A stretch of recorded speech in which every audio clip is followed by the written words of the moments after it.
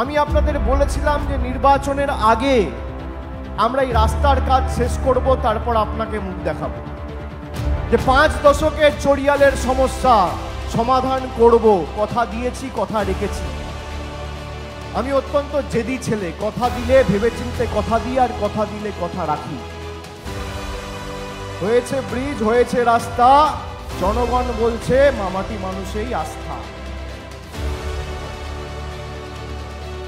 এই যে জলের প্রকল্প যা আজকে উদ্বোধন হতে চলেছে, এই প্রকল্পটা এমন ভাবে করা হয়েছে যাতে আগামী 2040 অব্দি কারোর জলের অসুবিধা না হয়।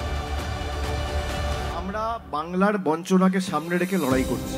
এই যে ধারাবাহিক 2 বছর ধরে বাংলাকে লাঞ্ছিত, বঞ্চিত, নিপীড়িত এবং অত্যাচারিত করে রাখার যে একটা ষড়যন্ত্র, এবং 100 দিনের প্রকল্পের টাকা থেকে শুরু করে একাধিক জনকল্যাণমূলক প্রকল্পের টাকা জোর জবরদস্তি গায়ের জোরে প্রায় বন্ধ করে দেওয়া,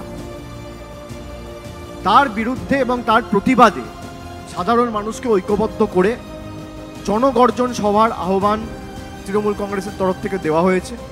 যে বাংলার গর্জন কি তার একটা ট্রেলার বহিরাগতরা আর বাংলা বিরোধীরা 10ই মার্চ কলকাতায় দেখবে।